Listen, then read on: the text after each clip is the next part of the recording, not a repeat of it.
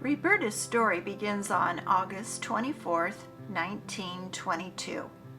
Raeberta's mom and dad were remarkable and loving parents. He was a true scholar. People thought my grandfather was crazy when he left his lucrative pharmaceutical law practice for God's ministry, pastoring a Baptist church. Raeberta's mom was a surgical nurse. Ray learned from the cradle what a servant's heart looks like. She was a PK, preacher's kid.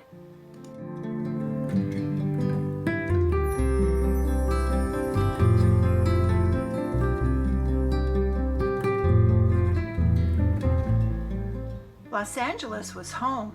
Relatives were living next door. Her playmate was a cousin. Times were safe, inventive, and fun.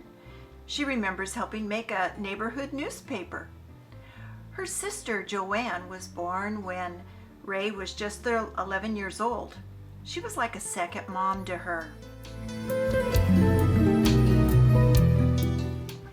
Mom, or Ray, was an average student, probably because she was so social.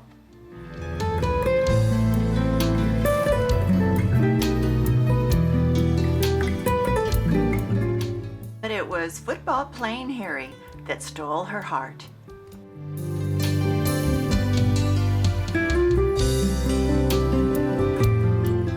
Harry's brother and Ray's best friend stood in the wedding for them. World War II. It was a terrible, difficult time.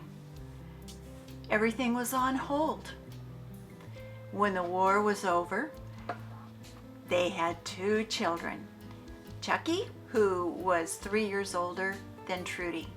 They opened up a Lancashire woodcraft store where they made unfinished furniture. They also really enjoyed small groups and started the Artho class. Here was their first home and their first car.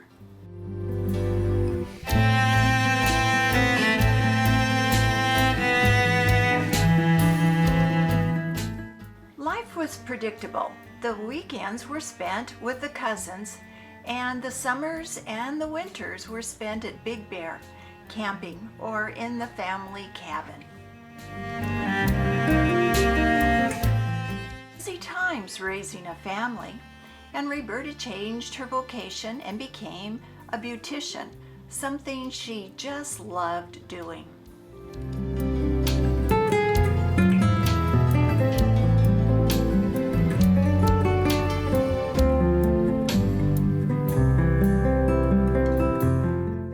Everything in life isn't happy, and it was sad for her when Chuck went into the Army.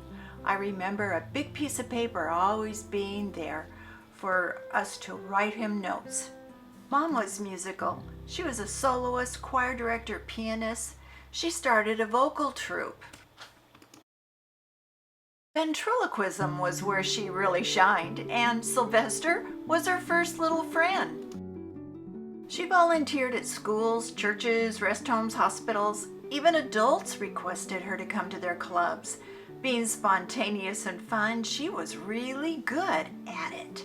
She never charged for her talent. She had a grateful, giving spirit. She wanted to make smiles, to bring a happy moment to people. This was a surprise. Dad retired early, and they located in Grants Pass, Oregon on a little 5-acre farm.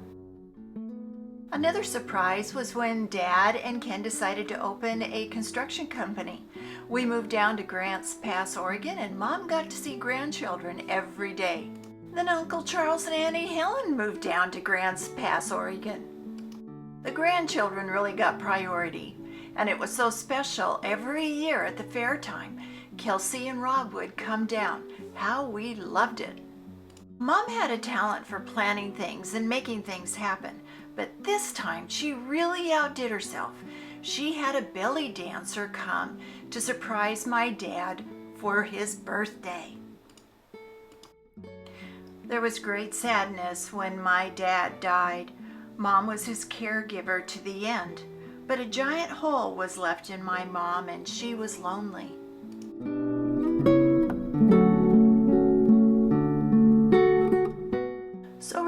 remarried. Her heart's desire was always to go where Jesus walked and walk there. This trip to the Holy Land was everything she had hoped it would be.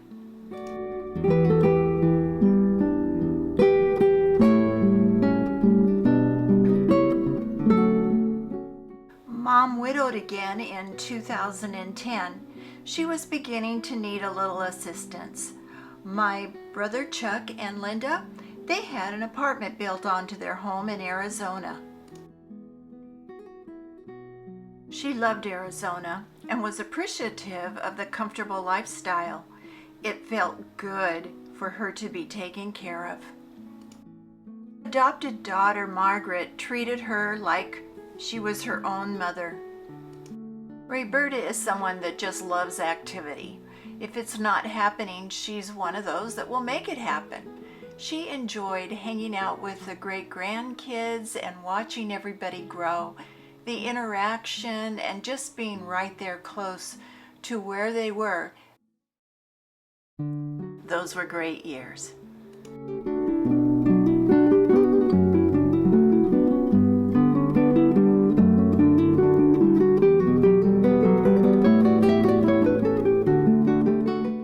Once you reach 80, birthdays are extra special.